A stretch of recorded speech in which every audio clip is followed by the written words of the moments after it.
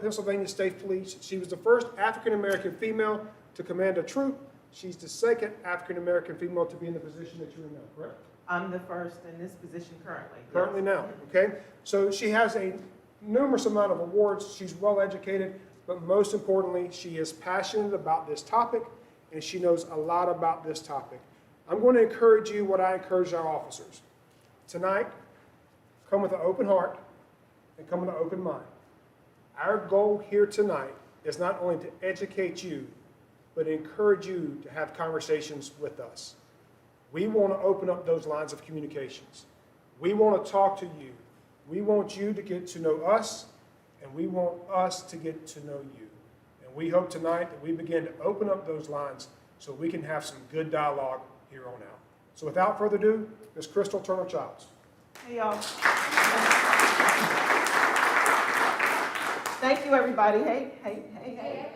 Listen, let's relax. One thing that I noticed that you all definitely have in common with Myrtle Beach PD is nobody sits in the front. Nobody. Well, ladies, thank you so much. But every time I come down, I always have these first few chairs open. But that's fine. I'm really excited to be here. Thank you, Chief Proc. Thank you, Joey. I call him Joey because he's my friend. But thank you, Captain Crosby. And thank you all for coming out tonight. So listen, we're going to get right into it. We're going to relax. We're going to have a good time. When I was here the last time, just most recently, a few weeks ago, we all sat down, me and the chief, we had a conversation about the training, and we thought, you know, wouldn't it be great if the community knew exactly the training that the police officers were going through? Because you often hear that they're getting training, but you never know what they're getting trained with, right? I mean, and listen, this is interactive. So help, it can't be interactive without you. So I thought, yeah, I think that's a great idea. Let's do it. So I'm so happy to see that you all are here. I'm happy that Facebook World is here too. Hopefully, if we do this again, we'll have more people that we can kind of share time and space with, because I believe that's important as well, that we're amongst one another, and certainly I understand COVID, but sometimes when you're sharing energies, then you really get to understand how people feel about things, yeah? Okay, so let's talk a little bit about policing. Joey told you a little bit about me. I've been in law enforcement, in the career of law enforcement for about 32 years. I served almost 9 years as a correctional officer in Dauphin County Prison up in Pennsylvania, and then now currently 23 years as a Pennsylvania State Trooper. And I wouldn't change a thing. I love being a Pennsylvania State Trooper. It's been a great career. And but one thing I also love is training and education, and I like people a whole lot. And so in the world that we're in today, where being a police officer and sometimes people don't like us so much, I think it's important for us to kind of come together and just talk and share time and space so that you can see. Listen, I like my chucks. I like to be comfortable. I'm not always a police officer. I'm a person in the community. And I want you all to see that. And that's what Myrtle Beach Police is like also. They're people in your community. All right? So let's have some conversation today. I hope that we're all open for it. So, does anybody know what the mission of the Myrtle Beach Police Department is? Protect and serve.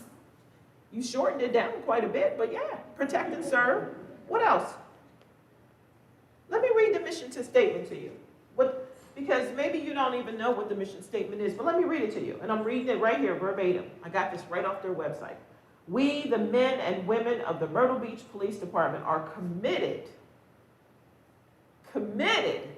to enhancing the quality of life through community partnerships and public safety while preserving the peace and protecting the constitutional and civil rights of those we serve. So let's go back a little bit. I was placing emphasis on certain language, but I want to do that again. It said, we, the men and women of Myrtle Beach Police Department, are committed as community members. Do you see commitment from the Myrtle Beach Police Department? I see some people saying yes. I can't hear you on Facebook and I can't see you. Okay. Yes, committed. So you see commitment, all right, to enhancing the quality of life through community partnerships. Do you think they're establishing community partnerships? Yes. If somebody said no, let me know. Okay? Through community partnerships, this is what this is about tonight. Establishing community partnerships and public safety while preserving the peace and protecting the constitutional and civil rights of those we serve. Now, the majority of you say yes. I don't know what Facebook is saying, but I'm sure there's some people that would not agree. Okay? I'm sure of it. And I mean, I'm not just talking about Myrtle Beach. If I went back to Pennsylvania, there would be some people that would be like, that's not true. Okay? And what we want to talk about is why don't people believe that that is the mission? All right? So, I got another question for you. So that's the mission of Myrtle Beach PD. What is your mission as a community member? You ever thought about what your mission is? Do you have one?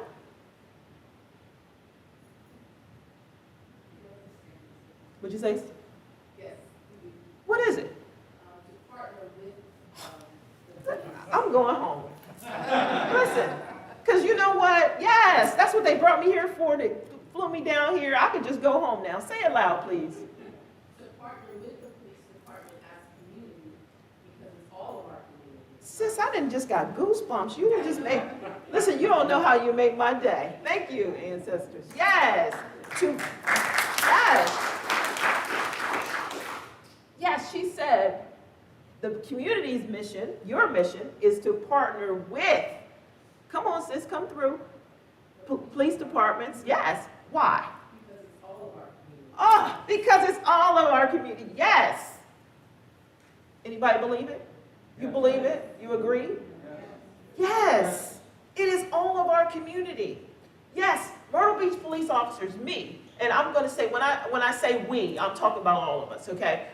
We, yes, we swore an oath, and yes, this is our job, okay? And yes, we get paid, and all of those other things. But we need you, the community, to help us to, let's go back to the mission.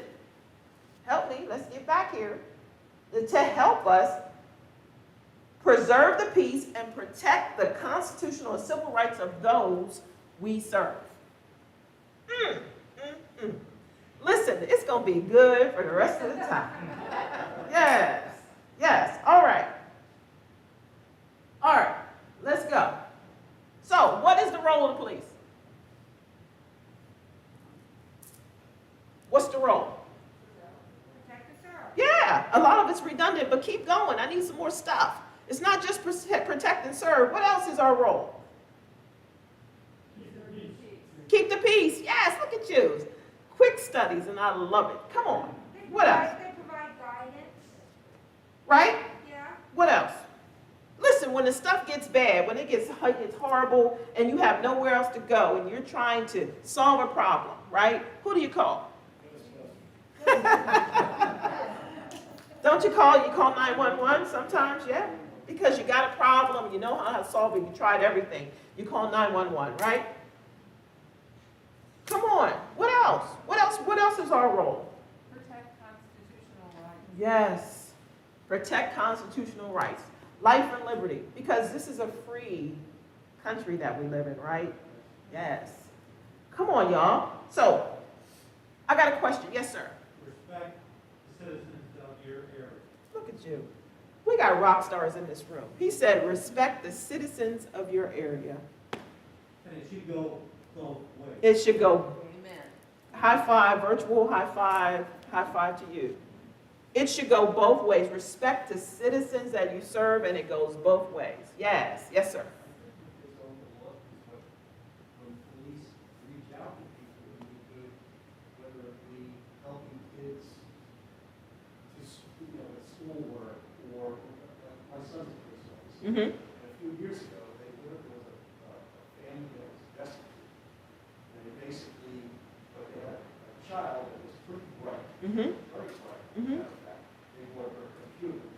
They did all sorts of things, and the mother was so appreciative Mhm. But in the police, really don't want publicity, because this is stuff that they want to do without publicity. Mhm. But they end up getting publicity anyhow because it leaked out. Sure. So those types of things that are done behind the scenes are just overlooked. They go unnoticed, they get overlooked. You know, let's be very honest. You know, the thing that gets the most likes and hits and all those other things are usually the negative types of things that we see, right? Bad news sells, yes, sir. And unfortunately, the things where the officer's changing a tire, or the officer bought bicycles, or the officer just went and gave somebody a hug in a domestic violence situation, or an officer that brought groceries for a family and never told anybody, not even his supervisor or her supervisor. It doesn't make those headlines, because a lot of the officers just wanted to do it because it was out of the kindness of their heart. Don't necessarily want the media to be involved. Yes? I feel you on that. Yep. So let me ask you all a question. Do you think the police see the people they are policing as people who matter? Let me say it again. Do you think the police see the people that they are policing as people who matter? Yeah. I asked the officers that, and they all emphatically said yes. Yeah. Now, do you see police as people who matter? Yes.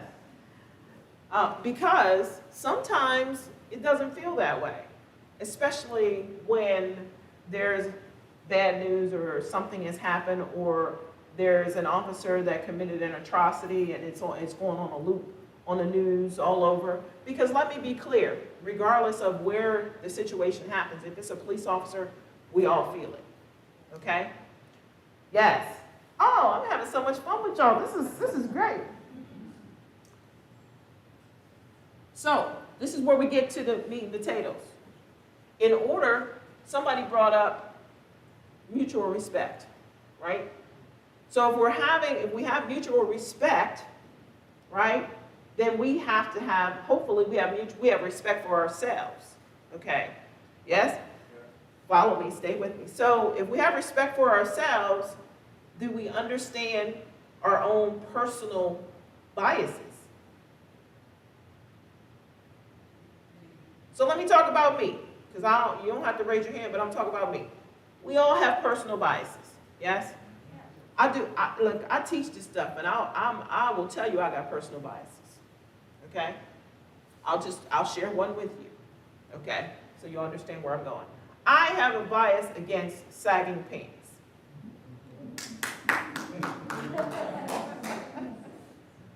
I'm sorry. I do. I have I don't care to see all you have going on under your pants. I don't. I will be glad when that fad goes away. I want to get belts and pants back up here, right where they belong. That's where I'd like to see them. So let me tell you a situation. When I was here a few weeks ago, I don't know why, because I'm gonna blame it on my age, but I can't remember how many weeks ago I was here. But I was here and I went out to lunch, and as I'm coming out of the restaurant, there was a gentleman coming into the restaurant, and he had the sagging pants. And I'm here to teach cultural diversity, and the first thing that pops in my brain was sagging pants, you know?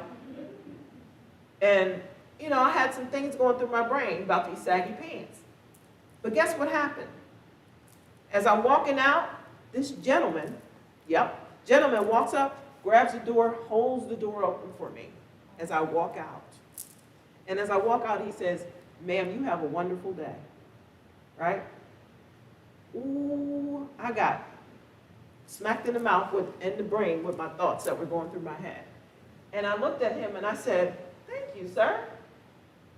But I learned that lesson quickly right there, to not judge a book by its cover, right?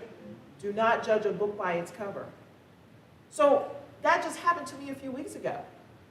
So if we can kind of remember to self-check ourselves as we go out through this world, okay? Because I can't tell you how many times I've gotten on the elevator with somebody, right? And that doesn't look like me, and they grab their purse and hold it tight, okay? Because they're concerned that I might have an interest in their purse. And I want to whisper to them, you're probably the safest you'll ever be at this moment. Okay? It still happens. It happens to me when I go to the malls. I go to the malls. People still, if I'm not dressed a certain way, if I'm in my tights and my sweats or a t-shirt, because look, I'm going to be very candid with y'all. I enjoy being in tights and t-shirts. I don't always want to be in heels and dressed up. So I go to the mall, and somebody might decide they just want to always get the most help. Hey, can I help you? Before I even get where I'm going. Okay? We have to check our personal biases. And that's everybody, whether we're in uniform or not. Okay? Because if we don't do that every day, all day, every minute of the day, then we potentially treat people in a manner that they should not be treated. We have to treat everyone with dignity and respect. Everyone. Amen. Yes. So, anybody have comments on that? If you do, jump in, because, I have a question. yes, ma'am, I'm listening. It might seem kind of silly, Mm-hmm. but when you were in that elevator and she grabbed her purse, Mm-hmm. did you think she did that because you were a black woman? Yes. Or you didn't think she did that because you were a stranger? No, it happens way too often. I think she did it because I was a black woman. It happens to me way too often. It happens regularly. That, or even for instance, if I'm walking, if I'm in a restaurant, and you know, I see this in restaurants, I see it in grocery stores, and I used to train about being tactically safe, especially to women. And if you're walking down a grocery aisle, and you know, we're in a grocery aisle, we got our cart. And for some reason, I'm gonna speak to the ladies, don't get offended, but sometimes ladies will leave their purse right there at the top and then go over here to pick out whatever they're gonna pick on the aisle. And I'll walk down the aisle and then they're like, oh shoot, I left my purse. And I will tell ladies, stop doing that. If you're going in the grocery store, take what you need. You don't need that big daggone pocketbook. Take whatever monies or one card or whatever, you don't need all that stuff. But it happens way too much in elevators or in other situations that, because I've seen it where even if I'm about to walk on the elevator, maybe two women that don't look like me, white women, and I'll walk in and then all of a sudden, it's like, uh-oh. And, you know, the nervousness of being in the elevator with me. And I'm thinking, listen, we all good in this elevator right now. Yes, sir. I agree with you 100%, but don't you believe sometimes it's the other way around? It happens the other way around? I believe it, yes. I believe, listen, I believe it. I'm not saying that because we didn't have a conversation, you know, which we could have. I could have said, hey, are you nervous because I'm a stranger or because I'm black? I probably could have done that, okay? But because we don't have that conversation, yes, I believe that it could have been the other way around. Yes, sir. Mm-hmm. Because I mean, many years ago in my career, sales, I transferred to Detroit. Mm-hmm. I was used to a sales territory like Jersey City and Newark, so I was comfortable. Sure. And there were several guys who I wanted to just get some coffee and donuts for. I worked at this stripper. They were black. Uh-huh. And I just said, well, where's the closest incident that's out there? But man, you don't want to go through that alley. You got to go all the way around. I said, why? Well, you know, because it's you, I mean, I'm white. You know, I'm going to walk out. I've done this many, many years. I have no problem. But I get, you know, so it does happen the other way Yep. around. Someone like me walks through a total black neighborhood, I could have a problem. You certainly could, sir. So it works both ways. It does. But I agree with you 100%. Yes. And you know, in you know, me coming up in a predominantly black neighborhood, if we had a white male come through the neighborhood, the first thing we were thinking is that 5-0? Is that the cops? Or is that a bill collector?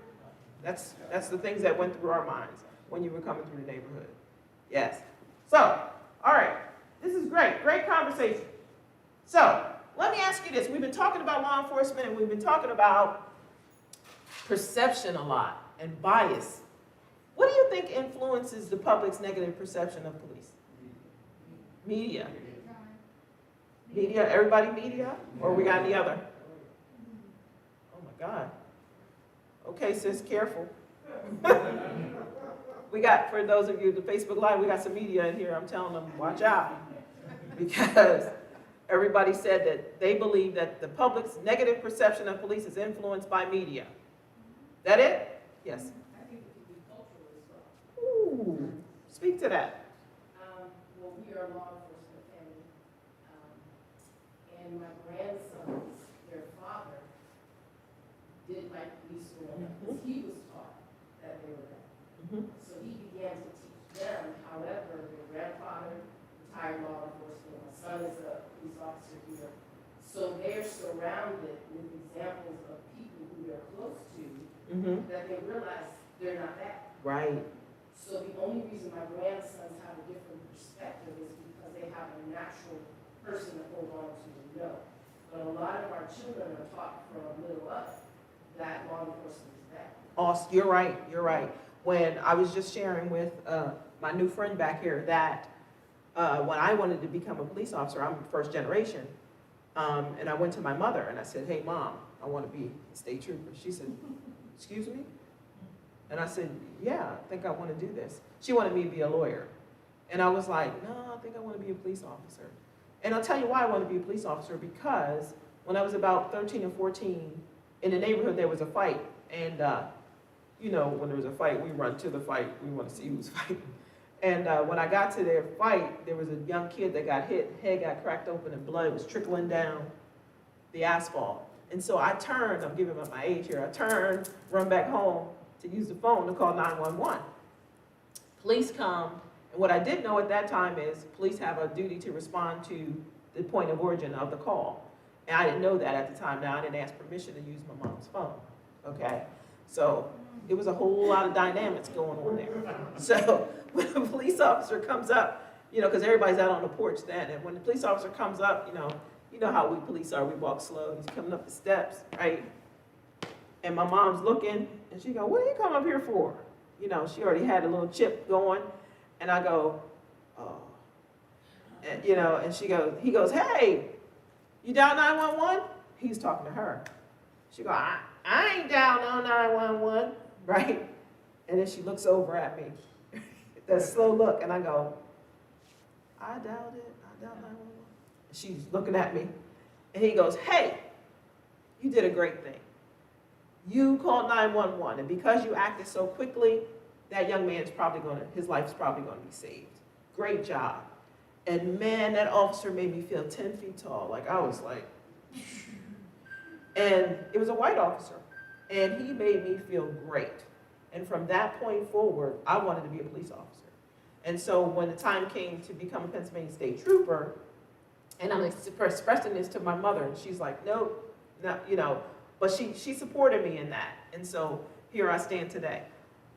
But I just think that you're right.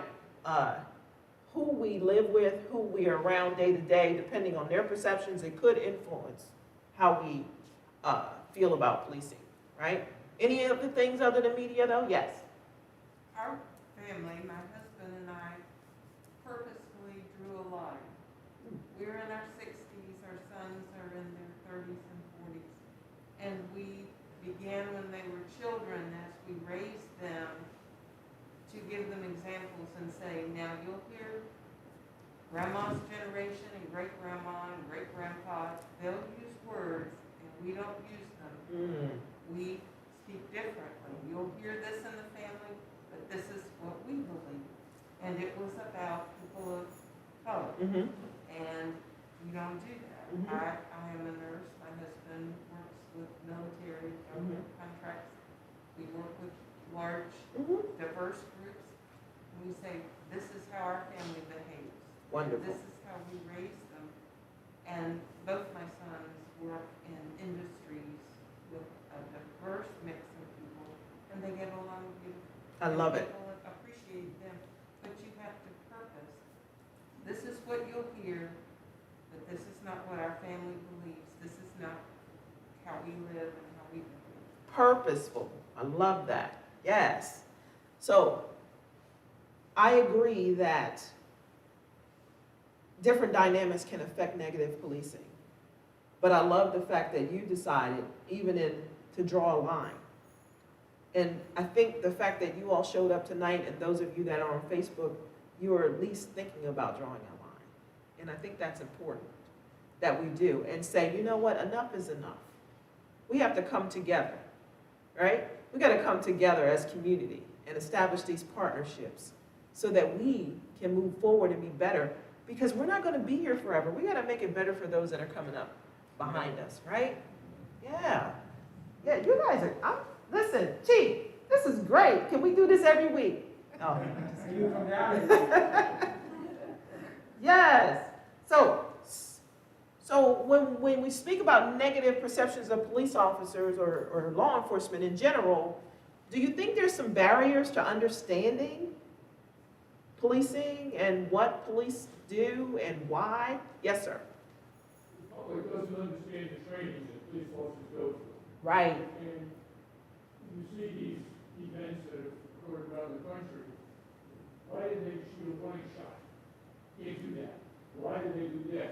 Why can't you do something else? Because you're limited in the tools that you can use on the street. Things happen in a split second, which takes everybody else, courts especially, years to come to the same agreement. Mm-hmm. So, and the fact that most people don't know the law. They're acting on emotion. Maybe the emotional law is what they should be doing, and most of the time that's incorrect.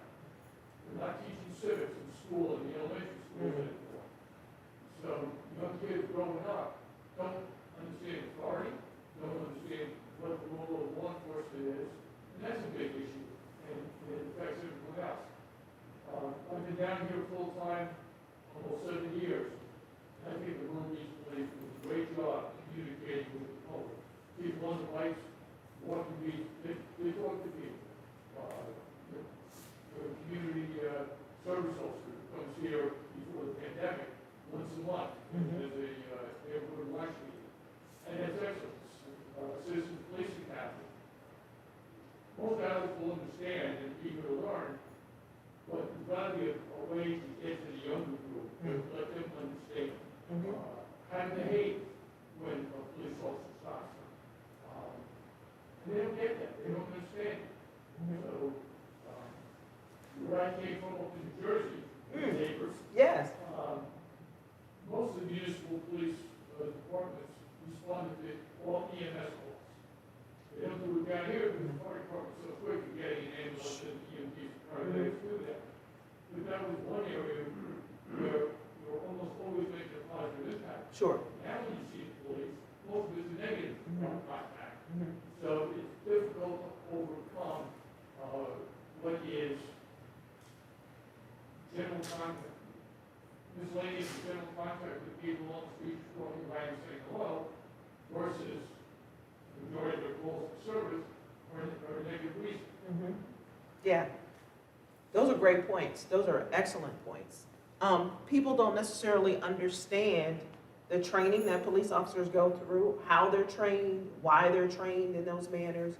And the Myrtle Beach Police Department is very unique in that every other week they have something with a large crowd that they have to deal with. And so understanding, why they have to curtail the large amount of the volume of traffic or crowds this way, people don't necessarily get. People just, because when people think about Myrtle Beach, they thinking what? Fun beach party, right? Fun beach party. Y'all got a lot of places to eat down here too. You gotta be careful when you come here.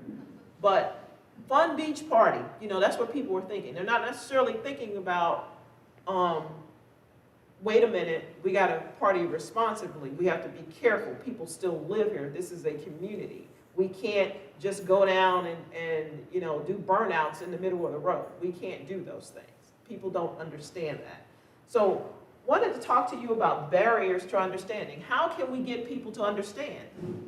How can we get them to understand what the role of policing is? More education. How about more forums like this? Yeah. And listen, do not get discouraged, okay, that not every seat is not full, okay? Because we got to start somewhere. And, I get excited, when we have things like this because, You start here, the next time you guys have it, you may be standing room only, who knows? So don't get discouraged, and now with social media, we're still able to be in people's living rooms, which is great. These are great opportunities where you can come and you can ask the questions and understand. So if there's questions that you have, please jump in and ask. I think it's important that police agencies are very transparent and not hold back. Like I was telling the police department before, we don't lose anything by explaining to people why we do what we do. We don't lose anything at all. You know, my friends would ask me, hey, why does it take 3 police cars when you're pulling over someone for a traffic stop? You know, that's how they ask me to. Why? And I'll say to them, well, it depends.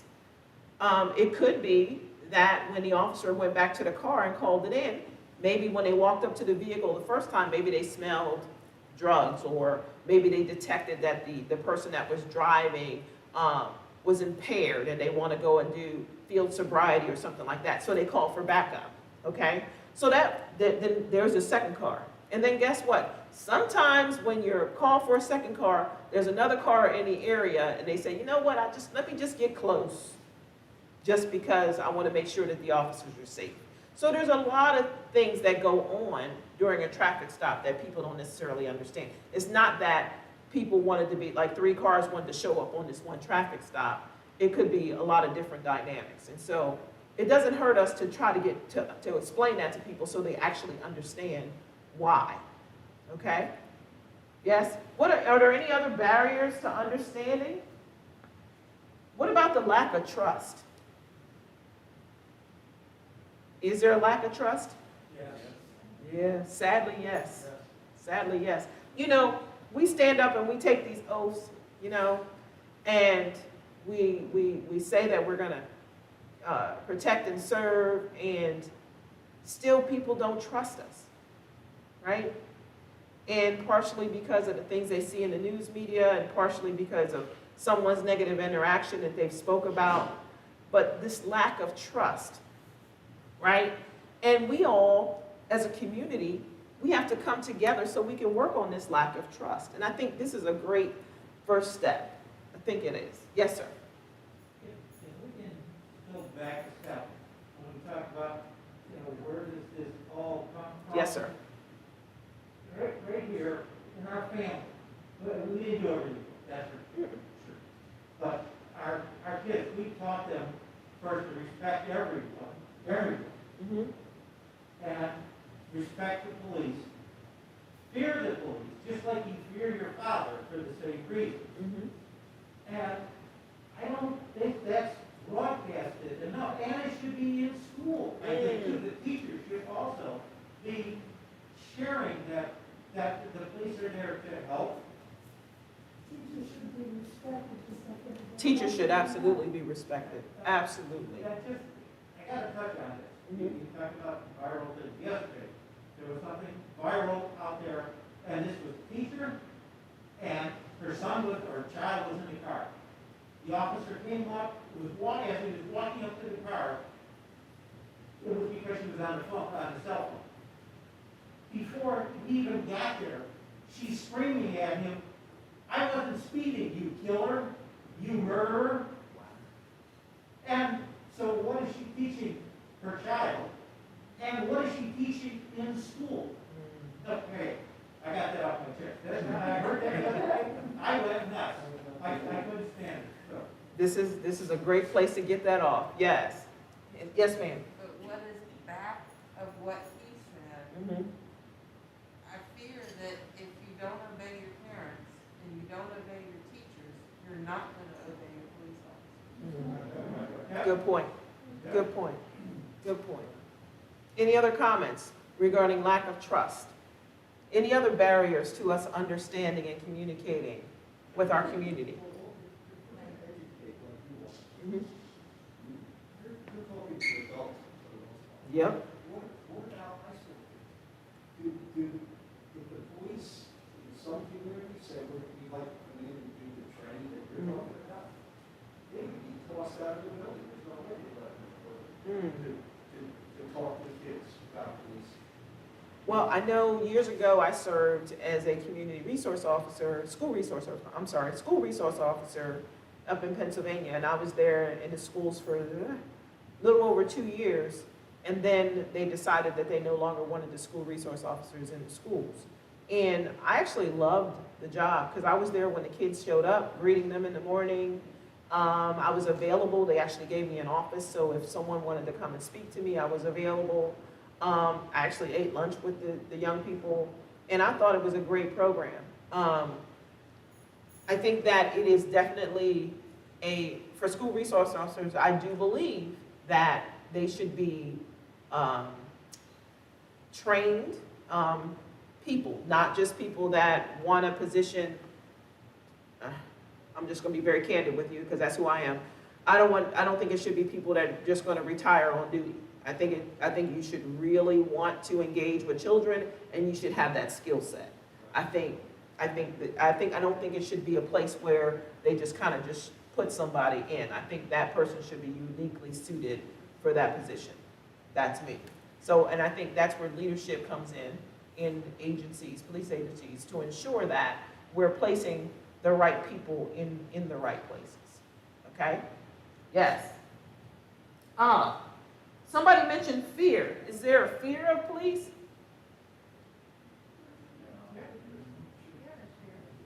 Yeah? When we say fear, we talk about like a healthy fear, meaning that when police officers show up, you listen to them, you kind of do what you're told to do and things like that, or a fear where you're like, oh my God, I'm fearing my life, I'm not going to make it out of this situation.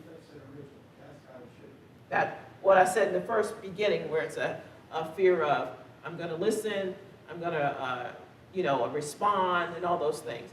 But let's be clear. In certain communities, there's a fear of police where people actually believe that when they encounter a police officer, they may not make it home. There is that does happen. I pulled over a young person, and you can see I wear my hair short. So when I was out there on the road, I had my big hat on. You can see was the clean shaven part, and we don't wear earrings when we're on duty. And I pulled over this young person, and I pulled them over because they were on their cell phone, and so they were weaving in the lane. So I pulled them over, and my intent was to have a conversation. My intent wasn't to give a ticket. My intent was to talk about how dangerous it is to be on your phone. Okay, so when I got up to the car, the young person was actually shaking. I mean, visibly shaking. And I was like, whoa, what's happening here? Are you okay? And I mean, started to hyperventilate and almost ready to cry because I had pulled them over. And they said, I'm just scared, I'm scared. And I said, okay, let's take a minute, calm down, let's breathe.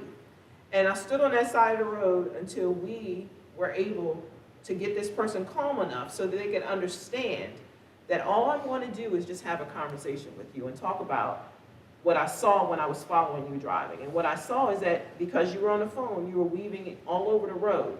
You could potentially get yourself hurt, or you could hurt someone else. You're not to be driving, with this phone or texting or whatever was going on.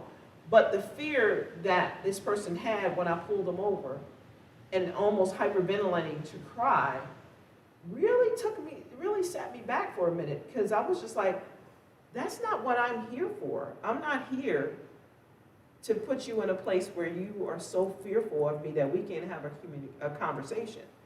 That really took me back. Yes, sir. That fear sometimes is fear of consequences. Because, okay, he's already got 2 tickets. Here she comes. She can give me a 3rd ticket. I'm going to lose my license. I can't afford another ticket. Yeah. It's dollars involved. Or was I so bad I'm going to go to jail? It could have been all of those things, yes, sir. But I was just concerned, and I mean, it was like really, almost paralyzing fear that I saw. And so we had a conversation and we talked about it, and got them to a place where they could, I even was like, can I call somebody to come and drive? But I got them to a point where they were able to drive home. But it was definitely an eye-opener for me. Yes, did I see your hand? Did you say my name? Yeah, did I see your hand though? Yes, you did. Okay. Now,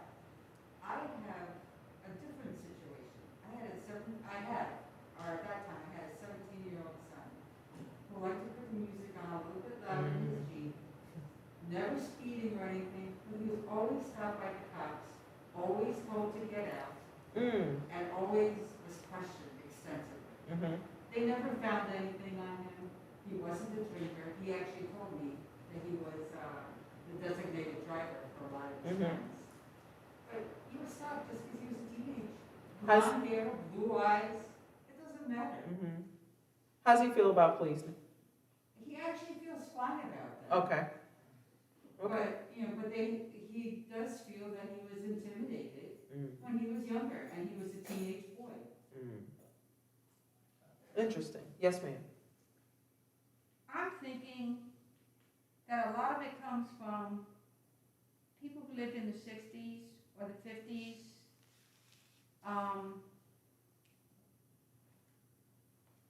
The police treated people I want to say mostly in the South, or in the cities, a lot more rough.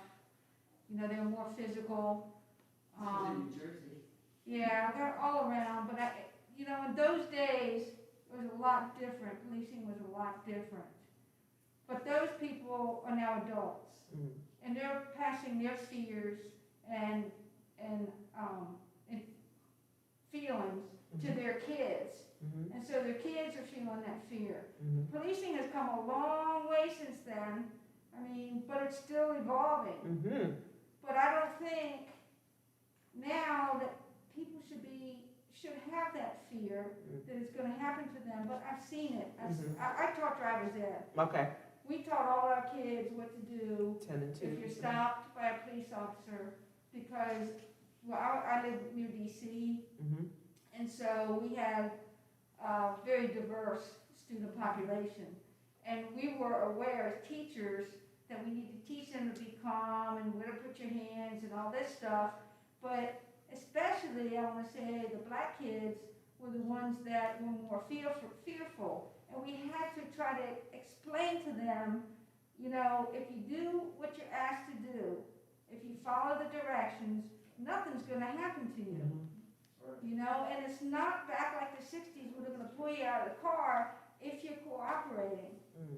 But a lot of times, the fears are coming from the past fears of their family, and it's just passed down. That's what I think. I would agree that it's transferred. The fears are definitely passed down. But I would be interested to know how many of you, because you say you have children, how many of you have had to talk with your children? Yeah, your grandkids, whomever. You might. And those of you who don't understand what I'm saying, the talk is what to do when you are encountered by a police officer. Okay? Yeah, that's the talk. Yes. Just a few years ago, my son's on the force almost 20 years. Just a few years ago, he told me, he says, Dad, I'm going to tell you right now, you get pulled over by a cop, especially if it's at night, windows go down, dome light on, hand on the wheel. Yep. And when they see that, it puts them at ease. They're not going to be concerned. You look at some of these windows, they're so dark you can't see. And really, he's telling me, He's giving you the talk. He's giving me a talk. and I told plenty of my neighbors the same thing. You get pulled over by a cop, you can have a expired plate or whatever the heck it is. Sure. You get pulled over and do that, and they're going to be immediately at ease, okay? And they're going to run your plates. They're going to see if you got an outstanding warrant or whatever it is. They're going to run the plates. But when they see that action, it keeps everybody on a level playing field. They're not going to be as aggressive as if you basically kept your windows up. You can't touch me, or you can't do this. You start barking orders at a cop coming up to just basically who just pulled you over for a speeding violation, whatever it is. They're going to get an attitude too, and it just escalates. Yeah, and that's what we don't want. We're going to talk about some de-escalation a little bit. So listen,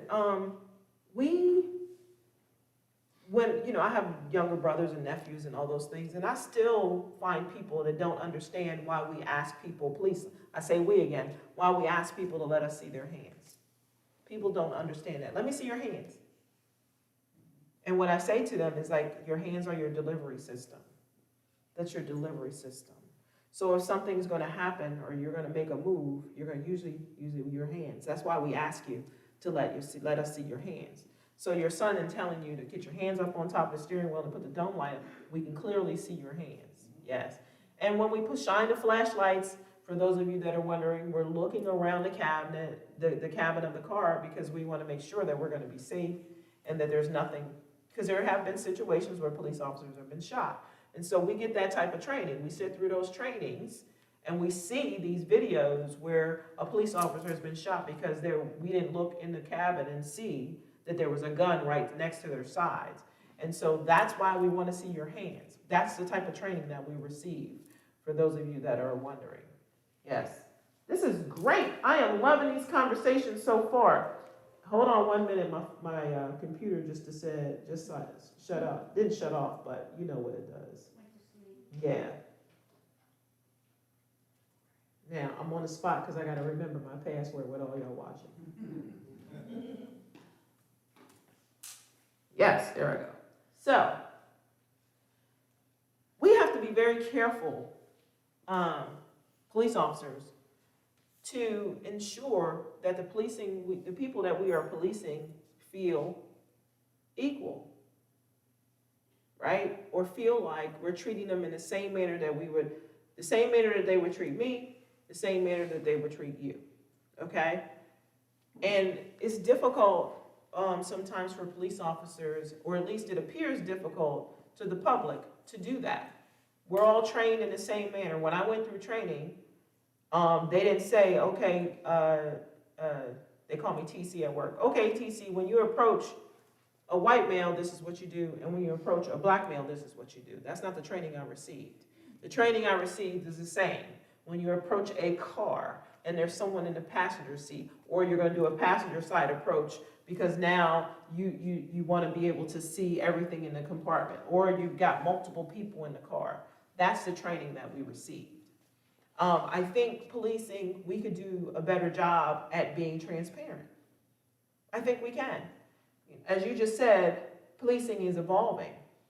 The state police was formed in 1905. We used to be on horseback, okay? We've evolved. I think it's important for police to evolve and begin to understand or begin to incorporate community partnerships in the things that we do. I think that would help us immensely to go further along in what we're doing, okay, in the agencies. Anybody have questions? Anybody need a break? Because we've been going, it's about 50 minutes now. I usually give you a standing break. If you don't, we can keep moving. Y'all got more stamina than Myrtle Beach Police Department. Yes, sir. One thing that people have to understand is that police officers are human beings just like everybody else. Yep. They have the same emotions, the same fears. Yep. So if you get afraid of something, they can be afraid of something. Yep. And people don't understand it. They want to look at us as robots. We shouldn't have any of those feelings. And we are absolutely not robots. And that's why I thought it was important that you all got to see us as police officers. And that's why a lot of times when I come out to do training, I do not wear my uniform. That's intentional. I don't wear the uniform because I want you to see me as a person first, right?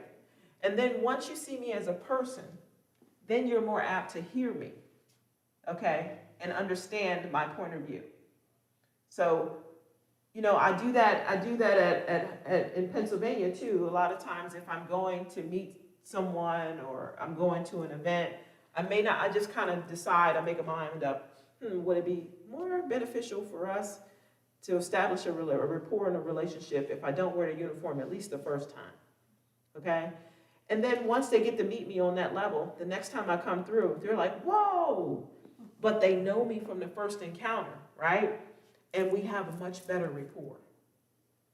Sometimes because of the uniform and the hardened, you know, it looks hard. It's the vest. It's, for your officers, it's the body cameras. It's the trans mic, the boots, and all of this stuff on your belt. It gets a little bit intimidating, right? And so I think it's important sometimes, in some situations, not all, because sometimes we need that uniform. But in some situations, I think it's important that at least in a first encounter that you kind of let people see you for who you are. Yeah. All right. So let's talk about equality. I brought up treating people equally. What is equality? Whoops. What is it? Do unto others. Do unto others as they would do unto you, or treat people the same? Treat people as you would want to be treated. I got a nice flowery definition for you. Let me help you. Equality is about ensuring that every individual has an equal opportunity to make the most of their lives and their talents.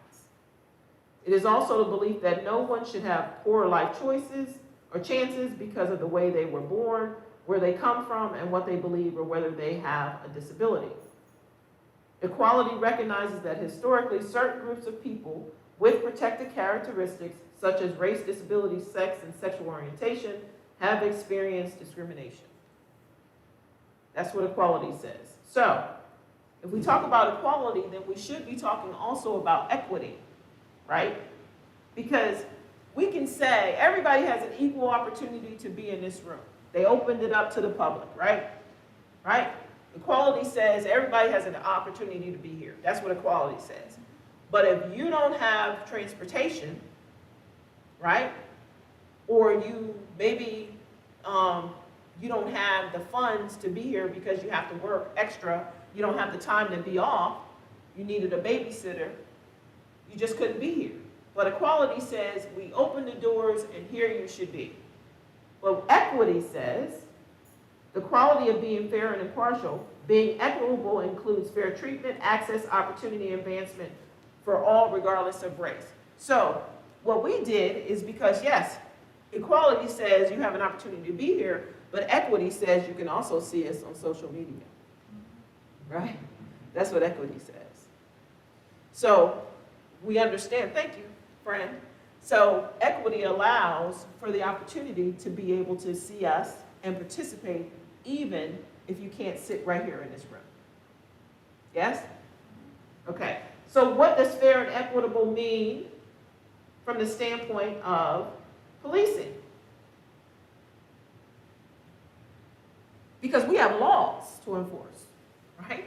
And the laws say, boom, boom, boom, right? We got a lot of laws. I don't have enough arms for all the laws we have.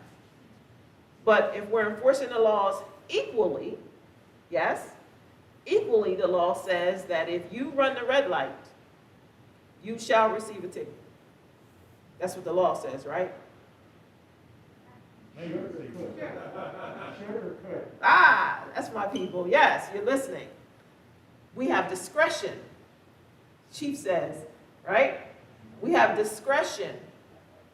So if you're running the red light because you have an emergency and you're like, I got to get to this hospital, you know, he's having a medical emergency and you run the red light, is it fair that I still give you a ticket? Because you ran the red light? Is it fair? Is it equitable?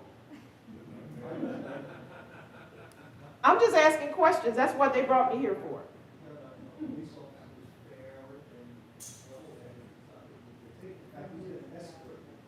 Boom. Boom. Yes, sir. Depending on the situation, you might escort. And that's where we live as police officers. We live in that middle right there, right? We live right in there, right? And people saying, well, that's not fair. That's not equal. That's where police officers live.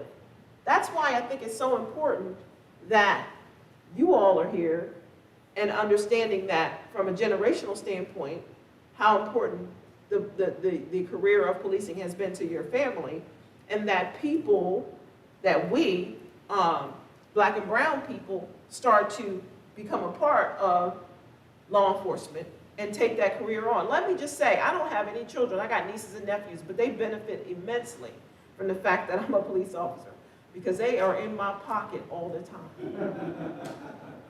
Okay? It is a wonderful career. Let me just say a few things. Since I've been a state trooper, health insurance, the health plan is amazing. We don't have a process in place where you can go to college. I know some police agencies do, and they pay you back for going to getting extra education. But the money that I was able to, that I earned allowed me to go and finish college. Let me just tell you a little bit about me. So, my God, when I graduated from high school, I went off to college, you know, like your mom does, go off and be great. So I went off to college, but because I was first generation college, my parents did not understand student loans, grants, financial aid, okay? My guidance counselors tried to, you know, tell me a little stuff, but I didn't understand it. So when I went off to college, I spent 2 years in college, and then I ran out of money, right? I had to come home. I can't tell you how embarrassing it was to have to come home after 2 years, didn't finish college. I had to come home and go to work. So when I came home and went to work, I went to work in prison, corrections. I didn't like that so much. Now let me just say, it's a great opportunity to be trained because you don't have anything on your belt. You just have your brain, your mouth, and they gave me it's called a body alarm. And it's yes sir. So why didn't you go into the service? Armed forces? My mom was in the service, and I had an aversion to the service because my mom would tear my behind up, and I was like, I don't want to be in the military. But back to that. But I had a body alarm, and so the body alarm, that's all I had. But it taught me how to communicate. Okay, it taught me how to read body language. Okay. And I didn't realize how important those resources would be when I became a state trooper. Because as I would show up to scenes, I was able to really understand what was happening at the scenes, at domestics, at arguments, at all types of things, because of the things I learned when I worked in that prison. So when I was in the prison, I was like, I got to get back to college. But then I got the job as a state trooper. And when I was in the state police, I said, I am getting my bachelor's degree no matter what. I have money now. I have resources. Let me go back to school. So I went back to school. I got my bachelor's, you know? Yes. All right. First generation got it. Then as I was in the state police, I thought, you know, it's important as a trooper that I continue my education. So I got my master's. Yes. Got my master's. And then, most recently, I was told I'm being honored that I'm going to receive an honorary doctorate from the school that I got my master's from in a few weeks. So I'm saying all that to say, it's important that we look at careers for how they can change our lives. Like, you're a teacher. It's important for us to consider careers for how they can affect our lives. They can be life-changing, not only for us, but for our families. And that's what the Pennsylvania State Police did for me. It has definitely been a career in which I feel like I have resources, I have education, I am able to, if I wanted to raise a family, I am raising them. My niece and nephew, I feel like I'm raising all of them. So we should look at it from those standpoints as well, instead of having this aversion to even giving it a try. And I'm not saying that everybody is built for patrol work. Everybody's not built for patrol work. I was the director of the Bureau of Forensic Services for 3 years. I know how much people love forensics. I would have classrooms come into, before pre-pandemic, have high schoolers come into our lab area, and we would do simulated type of crime scenes so that they would understand, get a feeling for forensics and like get the fire for it. And I said, this is another way that you can be in law enforcement. And they were like, whoa, this is great. I certainly understand that everybody's not going to be out on the road, but some of us just are that doggone good at it. And we should be out on those roads and should be out responding to calls, domestic calls, and life-saving type of situations. That's where we should be. And we have those abilities. We just need people like us to point to those people and pull them to the side. Sometimes you just got to grab them by the elbow and say, come here, kid, let me talk to you for a minute. You have that ability. You would be surprised how people will respond. Listen, I was at the gas station getting some gas, minding my own business. And I'm there pumping my gas, and all of a sudden I hear this, Miss Kristal. And I turn, right? And it was this kid, and he had to be like 6'5", and he's running towards me. And I'm like, he said my name, so it was friendly, you know what I mean? But I'm like, yes, right? And he runs over and he gives me this huge hug. And I saw his smile, and that's when I realized he was a kid that when I was a new trooper, probably 2-3 years on the road, I had adopted a middle school classroom. And he was one of the kids that would come to the middle school allowed me to have a curriculum, y'all. This thing is amazing. I had a curriculum where I would come into the school once a week and I would teach something about policing. Y'all, I had a helicopter land in the city of Harrisburg on the basketball court. It was amazing. It was amazing. The kids were like, they thought I was a superhero. The kids was like, whoa. But anyway, it was a great time. And he was one of those kids. And here he runs up to me. I'm pumping gas. He remembered me. And he said, and I just talked to him, and I was so amazed at him. He said he was in the military, and he's doing such wonderful things now. But sometimes we have a shot at doing, just like that police officer did to me, I was able to impact this kid in the same manner. And that's what police officers can do each and every day, because that's how many people we come in contact with. It's such a wonderful profession. I absolutely love it. Yes, ma'am. I have a question. Yes, ma'am. Back in the 70s and 80s, I knew of some women who were going into law enforcement and actually were not well received by the males in the same profession. Now, being real, okay, is that still an issue with women going into law enforcement, where they have to prove themselves and be better than? Okay. Fair question. You know what I mean? Yeah, oh, I know. Listen, I live it, I know. So, it is still a difficult area for women to excel in. I know you guys don't believe me because you got a female chief sitting in the back. But it is a difficult area for women to excel in. We are challenged on a daily basis. One of the things I would tell female recruits is that what the male recruits are looking to see is if you will have their back. If you got their back, if you're going to show up and you're going to jump in, even if you're not as strong as they are, but even if you're going to jump in and do your part, then they're good with that. They just want to see that you're not going to turn tail and run. But let me just be honest with you. They're looking to see that from the guys too. They're looking, but yes, we do. It can be difficult still for women. But yeah, but women are so. Pressure we put on ourselves more? No, I wouldn't agree. I wouldn't say that we put it on ourselves. I think that we might feel that way because sometimes we are the only, or there's very few of us. So maybe it feels like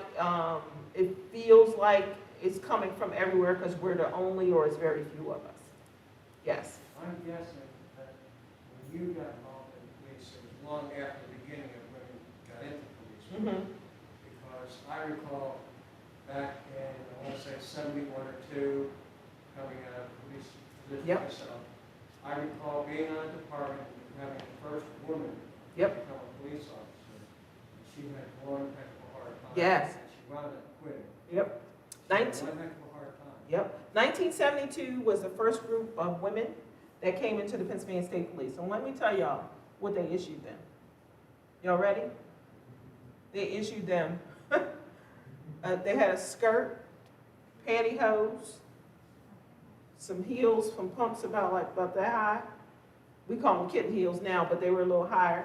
And they had a little purse and a little bitty gun about this big. Yep, that was the uniform.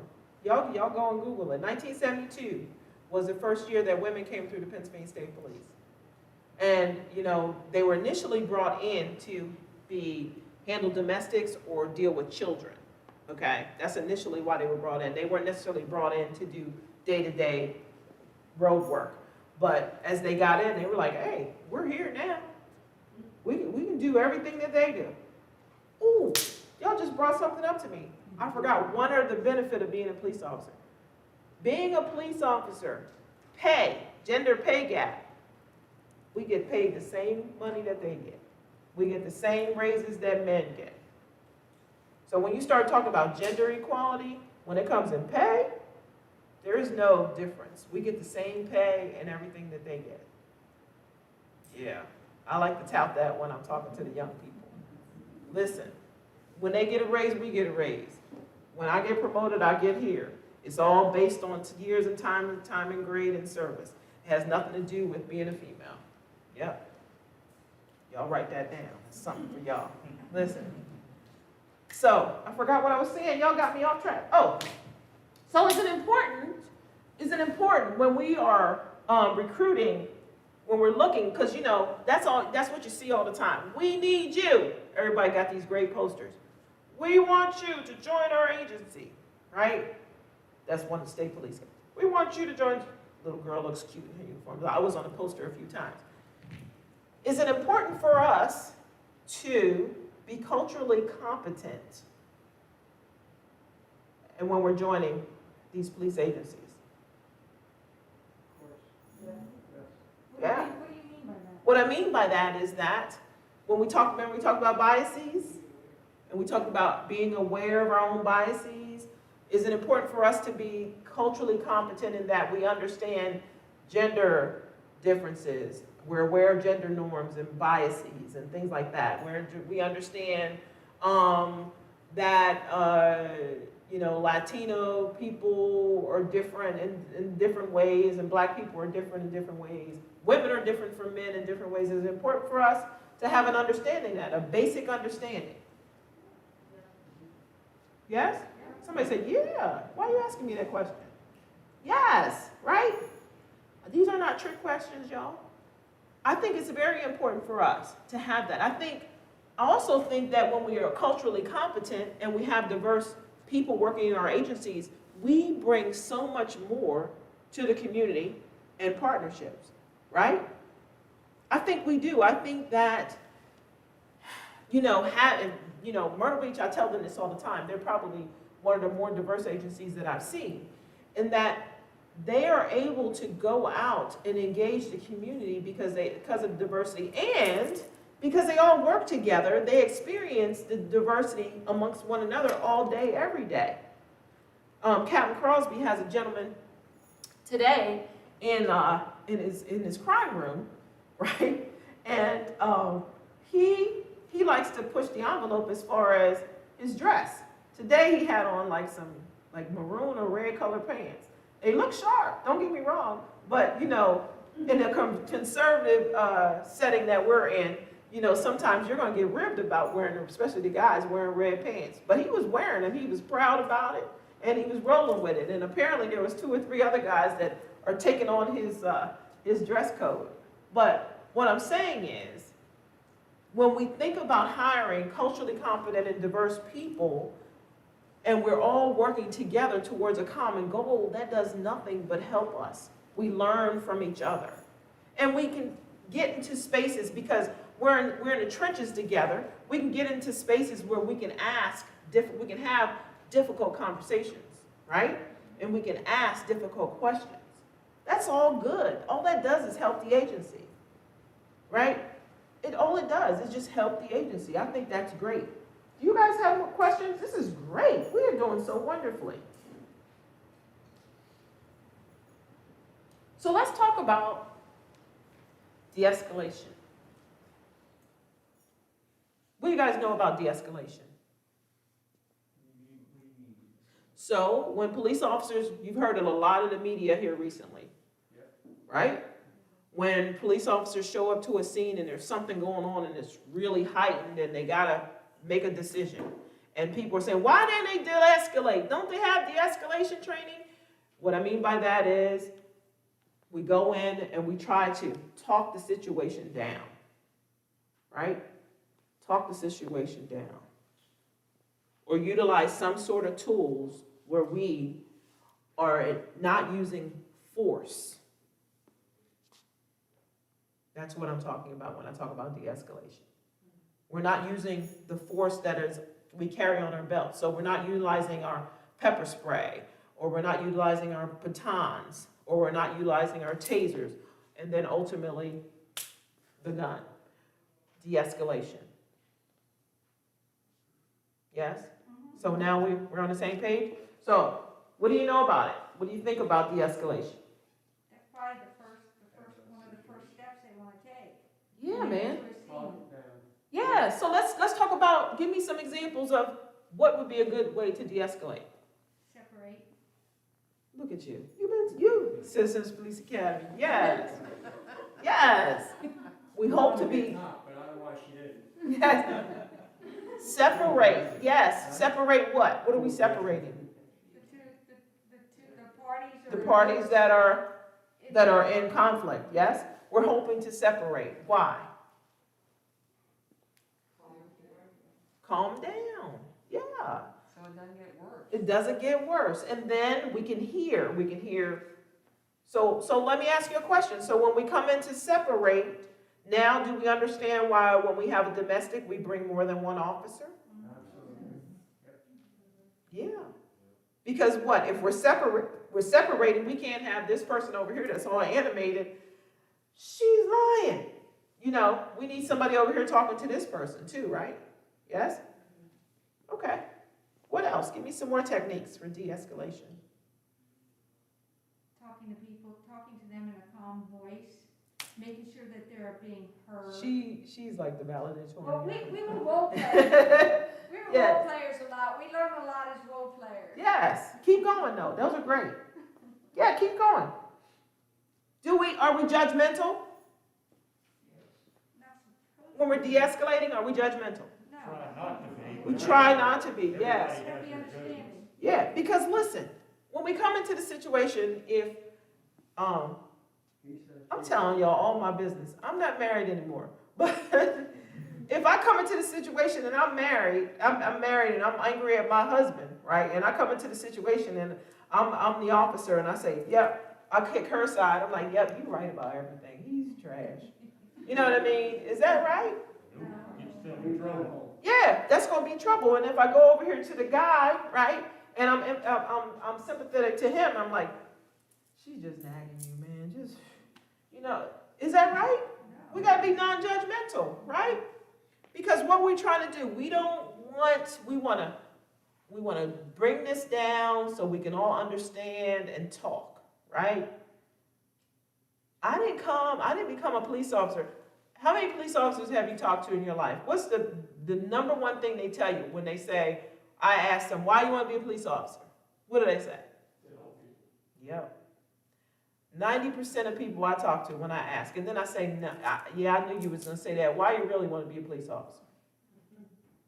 Like the uniform. I want to be able to carry a gun. I hear that. I wanted to carry a gun. What else you think they say? I want to be respected. Yes, I hear that. But I never hear anybody say, I want to be a police officer because I want to shoot somebody. I've never heard that. And I've talked to people all over. I've never heard anybody say, I want to be a police officer because I want to. Usually I hear, because I want to help people. We have, those people that want to be police officers have something inherently here where they just have this passion for helping people. I'm that type of person, I'm going to speak for myself, I won't speak for nobody else, but I'm that type of person. If I walked out here and somebody was out here laying on the sidewalk, or I would be pulling over to figure out what to do to help. I'm always that person, if I hear somebody and they say they need directions, I'm like, yep, go here, there, and there, boom. I'm that person. Probably should be minding my business, but I'm that one. I'm going to jump in and tell you how to get somewhere, okay? But that's what we do.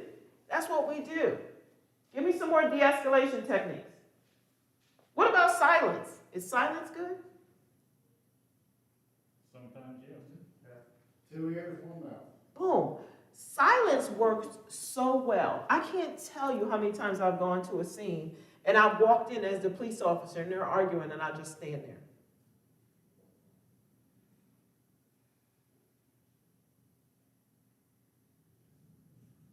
And eventually, they stop arguing, they look at me and they're like, didn't you just come here to help us? And I'll be like, yeah, that's what I'm here for. Let's go talk about it. Silence works. It's a great tool. How about restatement? So you're saying that you're angry because you worked 12 hours today and when you got home, there wasn't nothing to eat. That's what you're saying? You know, let's just restate it. Just restate what they say so they can hear it back. Because, and don't act like y'all ain't never argued before in this room, okay? But sometimes when you're arguing, you say stuff, and until you hear it come back, you're like, ooh, that did sound kind of harsh, or that didn't sound good, okay? We got any more de-escalation techniques? How about if we focus on the person's feelings? How do you feel? How did that make you feel? You ever think about that? Focusing on people's feelings. Yes. Come on, gang. Don't die on me. Communication. How many of you know people right now, young people? You do.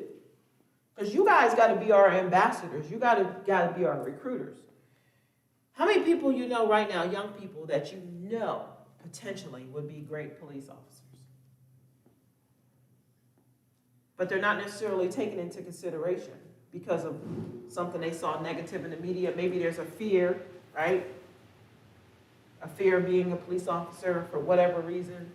I had a young lady who I thought would be amazing, but she told me she had a fear of the weapon, using the weapon. So I respect that. I said, you know what, I respect that. But she would have been amazing. But what's wrong with us having those conversations and just saying to people, you got what it takes, and I would love to see you serve in this community. Yes? So, we're about to wrap up. Does anybody have any questions, comments? It has been wonderful. Let me know what you learned. I want to hear what you learned today. Tell me if you learned something. Did you learn something today?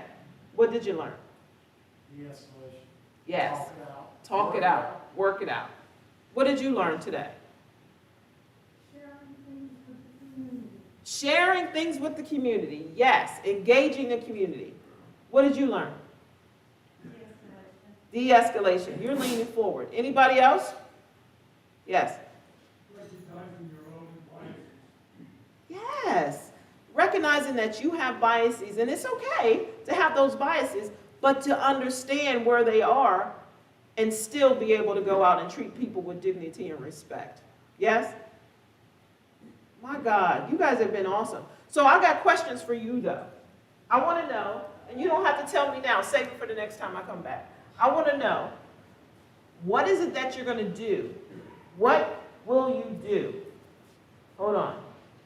It's some action planning for you. What will you start to do to engage community partnerships and engage your police departments? You don't have to tell me now. You can tell me later. You can tell me now if you want to. Well, I'll take it with me. us wearing blue shirts, we're doing it. You're doing it. We're trying to help them, show them that we appreciate the things that they do, Mm-hmm. and that we care. What are you doing in the community to get other people to wear the blue shirts or to step up? I got the email about this meeting tonight. I sent it to all our friends that we have in the immediate area. I'm going to ask that you all that are wearing these blue shirts continue to send it out, but I want you to send it out to somebody that doesn't look like you. That's what I want you to do, or somebody that isn't in the same age demographic that you are in. Okay? Because that's how we're going to engage the community. We got to get the whole community, not just those that have this love for policing like we do. We got to get the whole community so that we can have some uncomfortable conversations. Because the conversations that we had tonight were great, and I feel like we are all so much closer now. Right? You know, we just met, and I feel like we're so much closer because we share so many different things. I've learned that New Jersey, teacher. I learned how you and your husband set the line and for your family so that they could treat everyone with dignity and respect. These are amazing things that we learned about each other. The younger generations, too. Yes. We have to start from somewhere. And I know we keep saying, because I say it a lot, when are they going to get it together?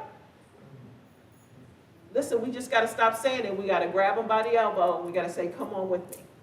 Come with me. Because this is important to me. I want to see what you can do. I want to see you keep this community moving forward. They just need to hear it. They just need to hear it and know that that's what you want.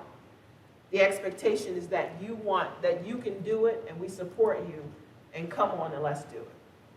This Myrtle Beach Police Department is really trying to be transparent in all the things that they do, and I think that having you come out and just hear a little bit about some of the training that they went through. They went through this training.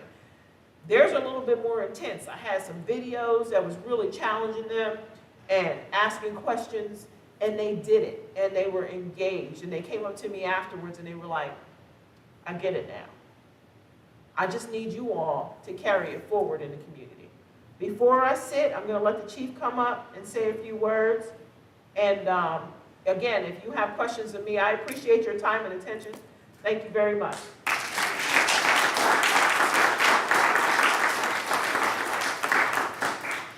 On behalf of the Myrtle Beach Police Department and the City of Myrtle Beach, I just want to say thank you to Ms. Kristal, as always. She is actually she's so amazing, has been so amazing to the Myrtle Beach Police Department and to our community.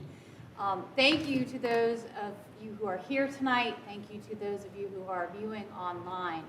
As Ms. Kristal said, we need to be intentional about our partnerships, about impacting our community, and just always engaging and taking the opportunity to do that. Those of you here, thank you so much for your support and support always, and those of you online. But we always will have those opportunities here at the Myrtle Beach Police Department with Citizens Police Academy, with our neighborhood watch groups. We'll continue to program so that we can be together. We want to make sure that we make a difference in our community no matter what we're doing. So we're here to support you. If you have questions, don't hesitate to reach out to our police department.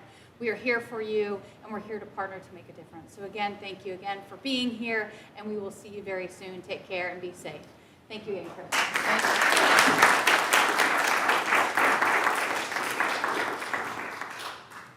Y'all have a wonderful day. Listen, I appreciate this warm weather y'all set up for me.